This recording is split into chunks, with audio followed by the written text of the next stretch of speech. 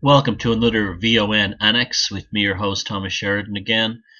Off topic, well, not really off topic, but editorial musings that doesn't currently fit within the current format of the Velocity of Now show, which is on realitybitesradio.com every Wednesday night, Odin's Day, leading into Thursday. And basically, what I would like to do with some of these is to talk about things I'm interested in outside the work you know me for.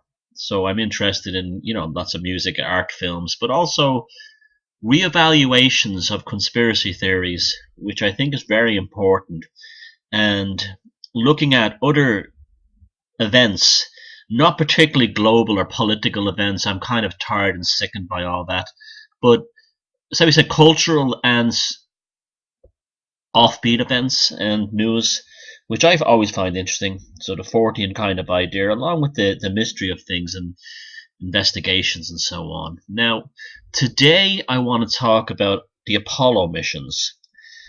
There's all kinds of talk and research and books and films made over the years about Apollo being a hoax and a conspiracy, and NASA itself being a very strange place.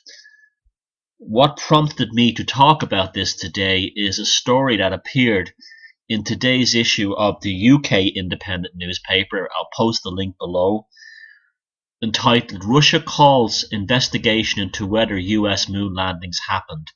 Now, as usual, the truthers are going crazy sharing this article, believing that Vladimir Putin, their savior, is going to blow the lid on the fake moon landings, or the alleged fake moon landings, just like he's supposed to a million times already, about to blow the lid on the alleged 911 inside job conspiracy, which he never does, and he never will, has no intention of it, never will happen. These are desperate straws that people in the alternative truth scene, not conspiracy scene. Conspiracy theorists tend to be a lot more rational.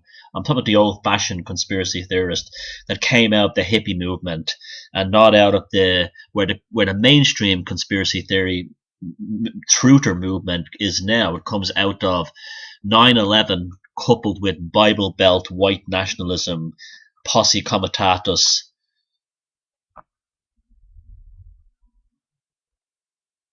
1970s conspiracy, the whole Zog thing. That's why they constantly couple Zionism with all their conspiracies. It comes out of that. I'm neither of those things. I'm closer to the hippies that were disgruntled and over the Vietnam War and Mark Chapman and what happened there. And even though I'm not a Beatles fan, it was still a very strange event. And the Mansons and all that other stuff. That's what fires my, and of course the Yorkshire Ripper and David Yallop's work. And that's what fires me up. I'm not interested in anything else or looking for a grand conspiracy. I'm looking for I like to micromanage my own investigations and look at the micro picture. I'm not interested in the big vast global picture, because there is none. That's a mythology created by the intelligence services to make you believe that there's these powerful cabal of one or two guys or a handful of guys at the top calling all their shots. There isn't. There never has been. It can't be. It wouldn't even work for them to do it that way. There's no six people on this earth with enough brain power to run the planet. All you have to do is look at when big dictators were in charge in other countries, what a disaster it was, such as Mao in China, Pol Pot in Cambodia, and Stalin in Russia. It never works out. It's a disaster. It's a disaster for the globalists, because more as much as it is for the humans that suffer under these monsters. So these psychopaths at the top learn from their mistakes as well.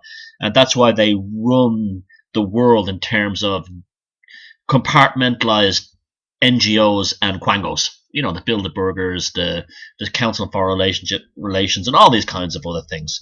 These are how they really do it, and they work together. It's not a bunch of like Monty Burns type characters going ho ho ho. A lot of it is very boring and very bureaucratic. Some of it, believe it or not, is absolutely well-meaning, but like anything to do with civil servants and high-ranking civil servants, which is how you see these people are, and bureaucrats, it's loaded with incompetency. Now, conspiracies do exist, right? They do. At the truth of every conspiracy, there is some truth. That's what I've discovered since I've been doing this since I was 15, 16 in the late 70s. And I went through, I came in on the tail end of when the hippie thing was dying off. It got a resurgence when John Lennon was shot. Ironically, the Realist magazine went out of print right before 9/11, which was Mae Brussel and those people, as well as David Yallop. And there were real conspiracies. There really was. And the hippies were disgruntled because they knew more than anyone how the CIA had infiltrated the Summer of Love and the hippie movement and taken it over. And they were very, very angry about things like Watergate, which they should be, and the Vietnam War and the Gulf of Tonkin. And they knew they'd been taken for a ride. And so I came in as a teenager, as a kid really, on the tail end of that, along with reading David Yallop's books, such as Deliver Us from Evil and In God's Name, which is a few years later. But I came in on the tail end of that. And I also, when I lived in the USA, witnessed the whole rise of the Bible Belt conspiracy stuff, the Posse Comitatus, and the white nationalists, the ones where the term New World Order and Zionist occupational government, ZOG, and all this came from. These people are all Christian nut jobs, and they're getting ready for the end time, like the battle of Gog and Magog on the fields of Armageddon. And they're all crazy racists, although many of them were driven that way, I have to say, by US agricultural policy. This is why you truthers have to listen to my show, because unlike, I don't stand on a stage with my arms apart going, all is love, and I give you a proper education.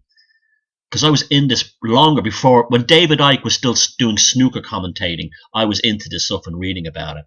So please listen, this is not just some gobshite waffling. This is someone who this is a veteran. I'm 51 now, has many, many years, I'm nearly 51, has many, many years of looking into this stuff. And I don't shout my mouth off on things unless I've looked at them. When in terms of making a hard opinion one way or another, unless I've deeply looked at things. But I do know enough about the conspiracy world that a conspiracy is often generated by the powers that be to have you look over here so you don't look over there. A classic example of that would be Roswell.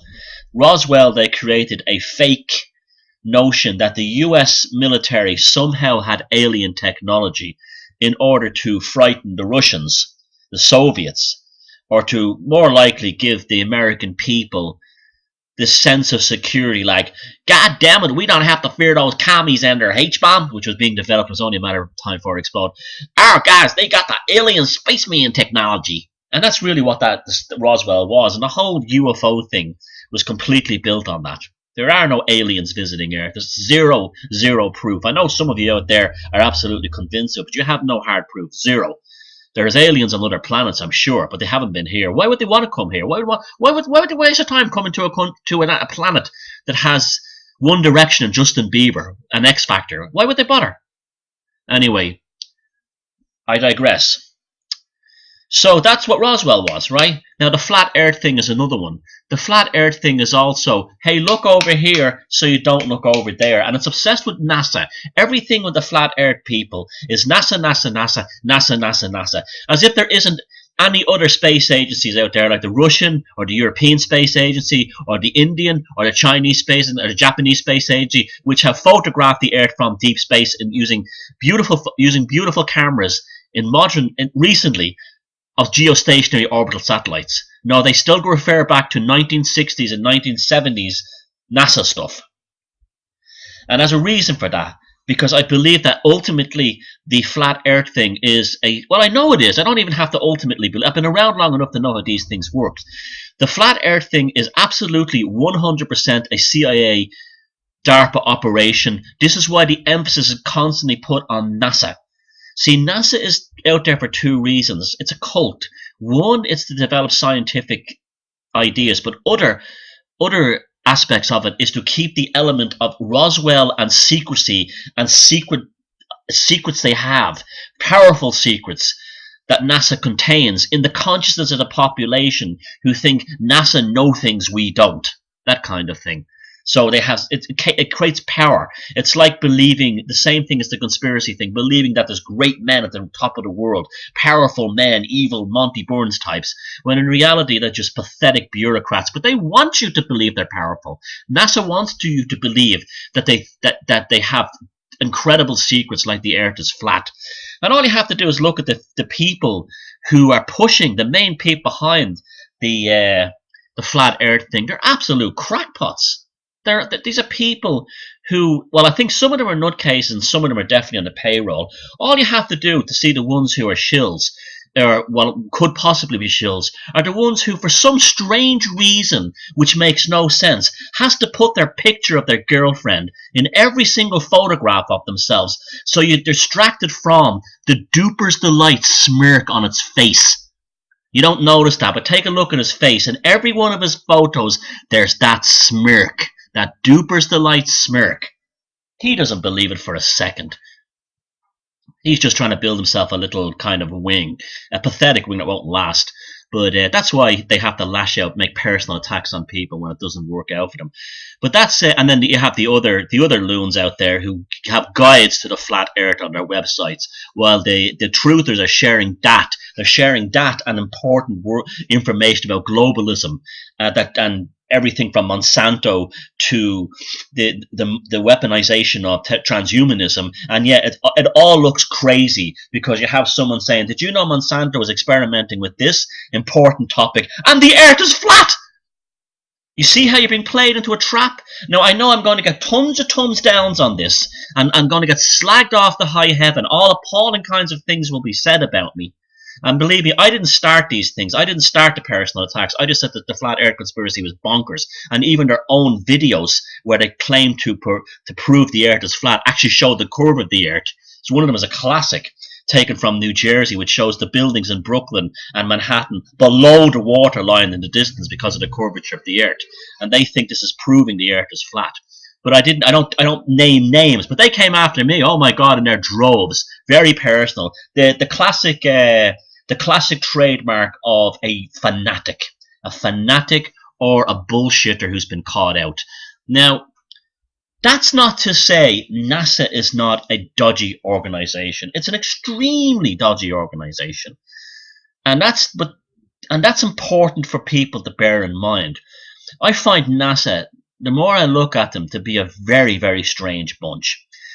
And I don't think it's to do with conspiratorial things as much as it's a kind of a nationalistic cult, scientific nationalistic cult that's been created within the US government to give these people a sense of religious destiny, that America belongs among the stars. And being the clever types they are, remember, we're talking about the people who've learned, who came directly from the Nazis, who ran the Nuremberg rally and all this other stuff. That's their lineage, coupled with everything they've learned from the likes of Edward Bernays and everything else. They know how to work people. And creating a mystery or a conspiracy is part of that. And the latest one is the flat earth one, because it keeps you focused on NASA. They've got secrets. They're super powerful. We have no control. We can't control ourselves. We're victims. We're victims on a victim planet. We're on a prison planet. You see how that works? NASA. They know it all. We don't. They're godlike. And they push this godlike thing all the time. If you look at how they even do the countdowns, it's very kind of 5, 4. It's like a TV evangelist going, and the Lord said this, and all that kind of thing. CERN is modeled on the same ideas. The CERN group is very similar as well. It's a nerdy scientific cult which has the people who work there believing they're part of some secular mystical destiny. And this is why they have benedictions and they beatify things like the Higgs boson particle, and then the God particle.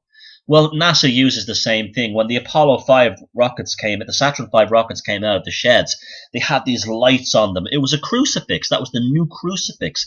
And these people who say they created the Apollo mission as a distraction from the Vietnam Wars. I think there's an awful lot of truth to that. There's an awful lot of truth to that. Yes, it's absolutely true. It was to take Americans' minds off the fact that they were being hammered by 14-year-old girls wearing lampshades and holding AK-47s. And there was horrific trouble in amongst the troops over there, bad morale, atrocious leadership, and the CIA, as usual, made an absolute balls of anything they ever get involved in terms of foreign policy. So it was, and that's why the Saturn V looked like a cathedral or a crucifix lit up at night as it came out. This was a total anvil of the psyche, if you read my book, a thing to infuse the chemicals in the brain, dopamine and things like that, to give them a rush. And it was also done for American prestige. People all over the world were beginning to rapidly hate the United States as more and more images of young Vietnamese kids running down the street with their skin hanging off, screaming from being blown up at napalm. The Americans had to get back to conning the world into believing the United States is the most wonderful, beautiful, and kind nation on earth that ever existed. So they had to do something quick in a hurry. And just like they were in World War II, they were handing out bars of chocolate and shampoo to German girls that they were also raping at the same time. That's the America. That's the United States foreign policy for you, in a nutshell. Think of a German girl being raped by a GI and they've given her a bar of Hershey's chocolate. That's American foreign policy, in a nutshell. That's it. And so NASA was also part of that as well. Here we are picking on a country, a small country, basically immolating half its population with napalm. But look, we go to the moon and we do it for all mankind. That's the interesting thing. Forget about the moon mission or not. Why we start really looking at things is the pseudo-religious aspect of this. And remember, in the United States, Jingoism is the national religion, not Christianity or anything else. Patriotism, Jingoism, is America's state religion. It has been since after the Civil War ended. Particularly when they attacked the Philippines, and you had the first Roosevelt, Teddy Roosevelt, and all that stuff. They turned Americanism into a secular Christianity of sorts. And that's why they had things like terms like manifest destiny, and this whole belief that they have Americans believing that there's some kind of on a religious mission, and hence the support of Israel's foreign policy and all this kind of thing. But back to the Apollo mission itself. The genesis of the conspiracy is the same thing as Roswell. If you listen to the podcast by Tom Secker and Pierce Redmond about the CIA in Hollywood, they'll just know that the CIA has worked with Hollywood forever. Okay, to change. These are the Lords of Perception I talk about in the Anvil of the Psyche, and they create the conspiracies for you. And they created the Apollo lunar fake mission conspiracy. Now, I'm not talking about if it's true or not. I'm talking about the psychodynamic of the story. Okay. They created the lunar Apollo moon mission hoax in a movie called Capricorn 1. And then people who are conspiratorially minded but not very intelligent, like the flat earthers, they have an interesting conspiracy but they're very, very low intelligence, initially grasp onto this and say, "Hey there, Lou, they didn't go to them there moon. They faked it in Hollywood." That kind of thing. And so Bubba in Webfoot Junction, Arkansas, who's married to his cousin, is going, it says here, Lurleen, that ZOG, the Zionist occupational government, it's outlined in the Bible, Lurleen. It must be true. It's in the Bible. And all this kind of thing, right? So they get them first, the people of low intelligence. And that becomes almost like the yeast in a brewery of a beer, of an ale made of the whole conspiracy theory. They become the brewer's yeast. They give rise to the thing, and that spreads slowly, because once something is out there, it catches. And now, on the other hand, you have people like myself, who are incredibly suspicious of anything authority tells us is what anything authority tells us, right? On one hand, we're going, these rednecks make me sick. They see the most ridiculous conspiracies like the flat earth thing or lizards and things like that. Lizards in the Buckingham Palace. At the same time, too, I know conspiracies are real. So it puts fellas like me and women like me in the middle of this sandwich, trying to find out what's real and what's not. And that's why the conspiracy was developed in the first place. Because people who can think beyond, cognitively process a thought beyond the initial kind of like jaw hanging open, drool coming out of their mouth, watching a YouTube video on the flat earth, and not stepping back, walking away, thinking about it, they're the ones who cause the mess. They're the ones who cause the confusion. And they're the ones who give the skeptics and the uber skeptics, the closed-minded skeptics, the license to go, retard, conspiracy theory, those types. And in the middle, fellas and women like me, who are just looking to try and sift their way through this shit, have to be caught in the battle between these two very loud forces of the dingbat moron conspiracy knee-jerk types, who are nowadays called the Troofers, Troofers, and the state-sanctioned defenders of orthodoxy, the high priest of skepticism and atheism. And in the middle, they're desperately trying to get answers when there's this battle going on around us between fuckwits and shitheads, both of which are not allowing their minds to fully think out processes. They're just defending either chemicals in their brain or their job in the civil service. That's what you're dealing with. In the middle, there's people like us, and there's less and less of us. At the days of the David Yallops and the Colin Wilsons and the John Keels and the Alan Moore to a great extent, we're becoming dinosaurs. We're becoming extinct, and that's what they want to do. They want to make us extinct. They want to make us extinct by creating this noise on both sides. Now, NASA, as I said, feeds all this because it creates a mystique. It creates a rabid defenders who will defend their most appalling decisions. Remember, NASA is ultimately a military objective. That's really what it is, both psychologically military objective and real. They basically weaponized space to a disgusting degree. So they fire up the morons with the flat earth stuff on one side, and they then use their defenders on the other side, the skeptics and the people have Mythbusters DVD box sets, those types. It's the same with the Ancient Aliens. They do the same thing with that group. And in the middle, none of us who are really trying to figure this shit out can get to the truth. It's impossible. And that also includes David Icke and his holographic theory. Yes, I know the moon is strange.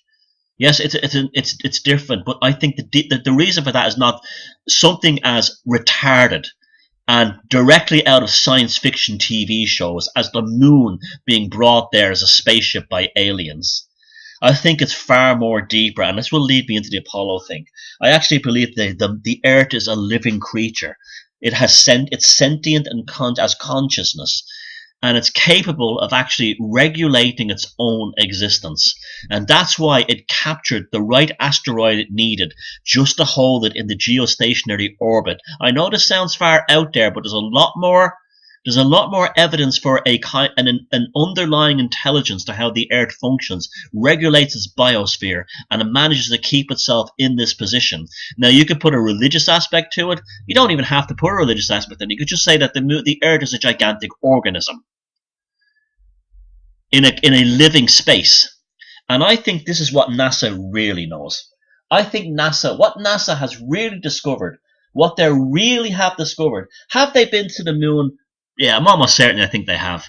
Are some of the quite a lot of the Apollo photographs faked? Yep, absolutely. They were definitely not taken on the moon. But I still believe they went there. And I believe they got the fright of their life. In fact, I believe ever since Alan Shepard said that he saw critters in space. Now, I'm not talking about aliens and spaceships. I'm talking about animals. You look at that famous video of the shuttle tether, where they sent out a huge lion as part of an electricity gathering experiment, and it's surrounded by what looked like millions of jellyfish. And all the UFO people go, they're alien spacecraft, even though some of them are quite small. They're not. They could be animals or some kind of plasma, maybe in space. You see, this is another problem with NASA. They don't believe that Darwinism can exist and outside Darwinism. You understand? Like, there's only the Darwinism on Earth. Even the head of NASA's Interplanetary Space Bureau back in the 90s said that if they got to another planet, they would find that Darwin was right there too. Ridiculous nonsense. You know, ridiculous. But the result... Could there be literally creatures in space? Remember, for many years they thought there was nothing. Now, I'm not saying this is true. This is just my speculation. Before you all lose your minds, this is what I think. This is what I think they could be really hiding. That there was nothing at the bottom of the sea. It was too dark. There was no light. There was tremendous pressures. And what they discovered was the bottom of the oceans, even the Marianas Trench, at the very depths of it, was loaded with creatures. Millions of them. Animals that learned how to change their exoskeleton so they didn't get crushed. Even huge sharks that learned to kind of make themselves almost like super light and translucent to get rid of as much of their body weight as possible and to change their actual physical structure. And then many animals learning how to produce light from their bodies. Is it possible that that's what happens in space? And that's what NASA have really discovered? I think there's a lot of truth to that. I think there's definitely some truth to that. Because we have several bits of evidence. We have Alan Shepard's comment about seeing critters outside I think it was a Gemini spaceship. That was one. And it was even portrayed in the movie The Right Stuff. And also that the video of the space shuttle and the tether and what looks like these weird jellyfish coming around it. And see, life is incredible. It can thrive anywhere. I mean, you can go up to the top, the edges of the atmosphere and find all kinds of insects floating around. And also, Prince Philip once stated, and I wish I still had it, it was in a copy of 14 Times years ago, that in the 1950s, at some banquet, somebody had asked him about UFOs, and he turned around and said, well, they've discovered there's animals living in space. And I wish I still had that article, because I don't have it. And so if anyone's an insider, he's an insider. Now, we all know they're obsessed with Darwinism. They love their Darwinism. It's their extreme kind of Bible Belt version of Christianity. There's no ifs, ands, or buts. Darwinism is it, and that's the end of it. What creatures living outside the Earth in space, outside the atmosphere, what that would do to Darwinism is basically demolish it. Because it would show that they could not explain that natural selection developed on this planet. And this would be an extremely dangerous thing for them to let out, because it would undermine science in front of the entire population. Material science, particularly the biological sciences. So they're probably going to take 100 years or so to leak this out. In the meantime, they have to create all kinds of distractions, from flat Earths to the Apollo missions didn't happen, in order to hide this. Remember, the source for see, it's funny how the flat earthers say, well, the only source for the Earth being a disc, being a ballers, is that there's one NASA photo, but yet they don't talk about, are they also lying to us about the Van Allen belt? Can the Van Allen belt be passed through, and have they created this mystique around it that you're bored to bits when you go near it? You see, we can't just stop at one area of speculation. Now, I'm not saying they're lying to us about everything, and evidence means nothing in many times, because the evidence presented to us is often lies. If you're in a relationship with a psychopath, the evidence is overwhelmingly that even when you're dying of starvation, that they're poisoning with you with mercury, that they're stealing your bank account slowly. The overwhelming evidence is that he is using that money to pay for this mysterious illness you have that the doctors can't explain. That's the overwhelming evidence that's there. But the evidence and the truth or the conclusion or what's really going on with the psychopath is two different things. He's poisoning a person and stealing their money. You can twist and turn things any way you want to get people to believe a conspiracy theory. And when I hear a conspiracy theory as gigantic as the flat earth, and by God, that's the biggest one yet, or the Apollo moon missions, I want to know, being faked, I want to know why this is pushed in our face. Is this so-called evidence? See, these truthers always say, check the evidence suggests. But as I showed you with that example with the psychopath poisoning the person and stealing their money, evidence and what's really happening are two different things. Evidence, what's seen as evidence, can be a distraction. And that's why you never take conspiracy theories as they're presented at face value. You look at them as shadows of a light that's being cast upon something else, and you're being told to look at the shadow and not being at what is being illuminated. This is why they use all these symbols in Freemasonry, such as the illuminated eye, and in Kabbalah the benediction and the malediction. It's always when they say, look over here, you look over there. That's what it is. Even with the psychopath stuff, I even wondered about my own work in that. Here I am going into the world of neurology and brains and all this kind of thing and looking at that.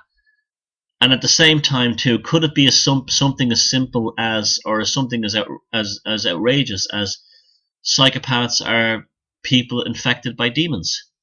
Could it be something as archaic as that? I'm not closed-minded to anything. You see, this is one of the things that this is the biggest shit that I get of all. People say I'm closed-minded. No, I'm not closed-minded. I'm cautious. I've been at this game a long time, and I know that often the conspiracies are the biggest lie of all. They're hiding something else. And they deliberately release evidence, quote-unquote, to copper fasten the conspiracy theories, such as that the lunar module doesn't look like it would actually get your groceries home from the shop, let alone get 3 fellas to the moon and back. We simply can't trust them, especially when they have a cultic nature to them, like NASA has them. So anyway, there was this story in the Independent today, and all the troopers are going crazy sharing it. They're going, Russia calls for investigation into whether the US moon landings happened. It's just a clickbait headline. It's the classic tabloid kind of thing. People see that and they don't read the story. And then down the line, when you get past the editorialization, what you see is that a Russian newspaper, an op-ed in a Russian newspaper, I might add, said that it makes no sense and it's disgraceful that important artifacts such as moon rocks and videotapes of the NASA missions have been scrubbed or lost. And that's all the Russians said. But the Independent, in order to get that clickbait ad, you see, we live in a terrible time for journalism because they're not selling newspapers at the newsstand anymore. They're desperately fighting for a limited amount of advertising revenue online, and this is why the headlines get more and more sensationalist and more misleading. It's really Planet Tabloid at this stage, and the alternative media is just as bad. They're just as bad. Now, one of the things that always struck with me about the Apollo thing, very, very deeply, and it still does and it always will, is the behavior of the astronauts when they came back. Neil Armstrong in particular. Neil Armstrong is probably the most important human being that exists in terms of like world events in history. In my lifetime, the first man to step foot on another planet, another body outside the Earth. This is incredible stuff. And yet he acts like he went to the supermarket to get his groceries. Very strange behavior, and he wasn't the only one. They all had it. The only one who was Mr. Super Chipper and out there was Buzz Aldrin. And Buzz Aldrin, always struck me as a psychopath. There's something, I hate to diagnose people, but he always struck me as someone who didn't give a fuck. And if he went to another planet and he met the king of another world, an alien's king of another world, got back to Earth and was told to say, here's a salary, just say you saw nothing and act all jolly, because he has these psychopathic tendencies. Like, a lot of these people would have to get into that fucking spaceship to begin with, that death trap. He plays the game and doesn't give a shit. But Armstrong, who comes across as a very deep man, and so did many of the others on those missions, were clearly profoundly psychologically, emotionally, and even spiritually affected by their trip to the moon. They saw something up there. You see, here we go, the conspiracy theory diversion again. The moon landings didn't happen. They were all faked. Now, what if it was something much more profound than that? That they saw something up there.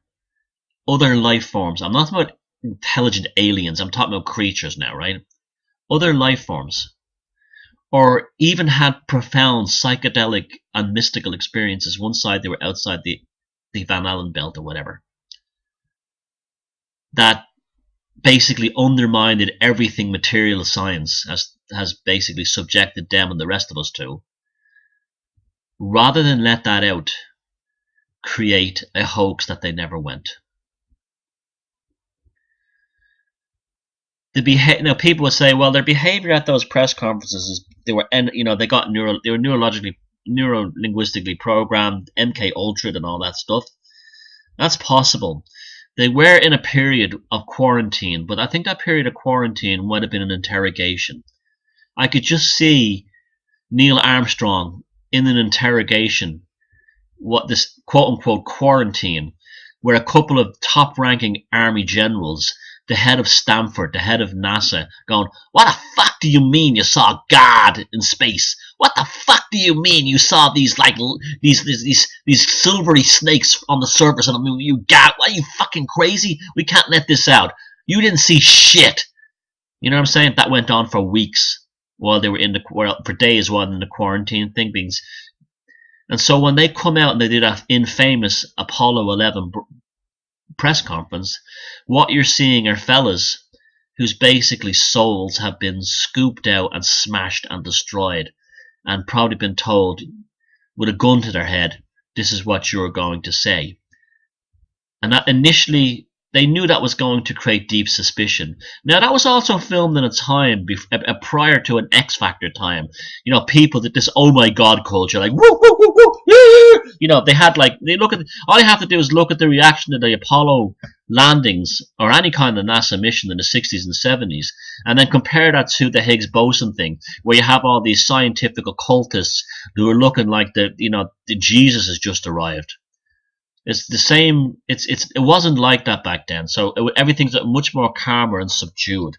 And Americans weren't really in the mood for it, but still, it was suspiciously subdued. It was suspiciously strange.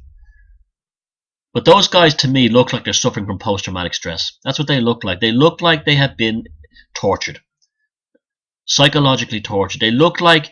Here's what they look like. The cult members who's in the cult, who says to one of the cult members, or another cult member, I don't believe that they're telling the truth, that they're channeling aliens. It doesn't make any sense. And the predictions that they made from channeling the aliens didn't come true, and they said they did. I'm having doubts. Well, the little fanatic, the little greaseball fanatic in the cult will go back to the cult leaders and tell them this guy said that, or this girl said that.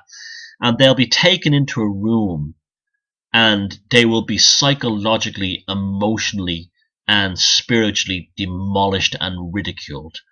And they'll have a confessional where they'll come back out and they'll say to them, I've strayed from the path of light.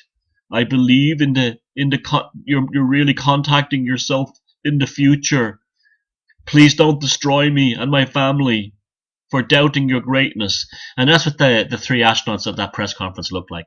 That's what they look like. That's exactly what they look like. That's a classic mind control CIA cult technique to say you shut the fuck up, do as you're told, or you're dead. So many times and in such a way that your brain, their brain basically goes into a shutdown mode, and they look like what I said in last night's show. They look like they're away with the fairies. Aldrin is the only one that seems to have a smirk on his face or a smile during any of it. The rest all look, the other two look like they want to just curl up and die. And people say that's guilt. It could be guilt, but not guilt because of the earth was flat or they didn't go to the moon. It's guilt to CIA created in conspiracies. It's probably because of something much deeper and much more profound, that they may have even looked into the nature of God itself. And people talk about Stanley Kubrick. He had made 2001 to show that 2001: A Space Odyssey, to show that the moon landings were faked.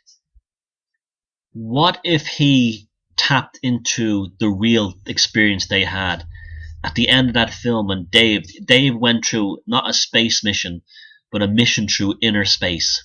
He had the most incredible psychedelic trip.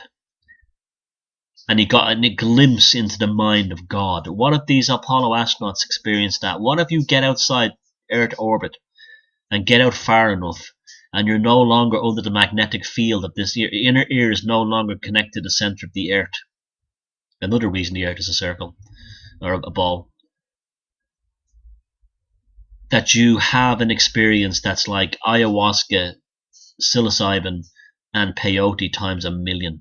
Except it's not a trip, it's real. And you see with new eyes. You know when they talk about, when kids are younger, when you're young, it didn't happen with me much when I was a child, but a lot of little boys and little kids say, I can see this, I can see that. Do you not see the fairies? Do you not see the ghost? Do you not see dead Uncle James, blah, blah? And as they become educated and pulled out into adulthood and early childhood, they lose this ability to see their mysterious secret friend, invisible friend, or fairies, or whatever they see. What happens if that's an expansion or contraction of perception, that when you get into deep space, it opens up again and you realize that it's far more deeper and profound than anything else? Would they want that to get out to the public? Well, of course they wouldn't, because it's the end of everything. You see, the alien contactee people say, well, if they discovered aliens are real, that'd be the end of religion. Actually, it wouldn't really. What would really be the end of religion if the people got into space and discovered what it really is, or got a glimpse of it, of how incredible it is, looked back at the Earth, and many of astronauts, even the ones in Skylab and the International Space Station, the Soyuz and the Mir Space Station, always said they would spend all their time all their free time looking out the window back at the planet Earth, because it felt like they were looking at their mother, and it felt like they were looking at a living creature. And those latest photographs of the round Earth, the ball-shaped Earth, global Earth, taken by the Russian geostationary satellites in beautiful color, shows what looks like an animal. It looks like a living being. Now you let that sink in. That would really not only destroy religion, but destroy mainstream science, especially if they came to figure out something was much deeper beyond the material world, and going to space allows you to go there. And this would probably be why they cancelled the remainder of the last Apollo missions and haven't sent anyone into deep space ever since. Is this true? I don't know, but I'm just saying, when I see a conspiracy theory as wild and out there as the Earth is flat or the Apollo moon missions were faked, I don't believe the conspiracy theory. Not because I don't believe in conspiracy theories, because I know when a distraction to hide something of enormous magnitude is being presented to me. Thank you very much, and I'll see you all again soon. Good night, or good day.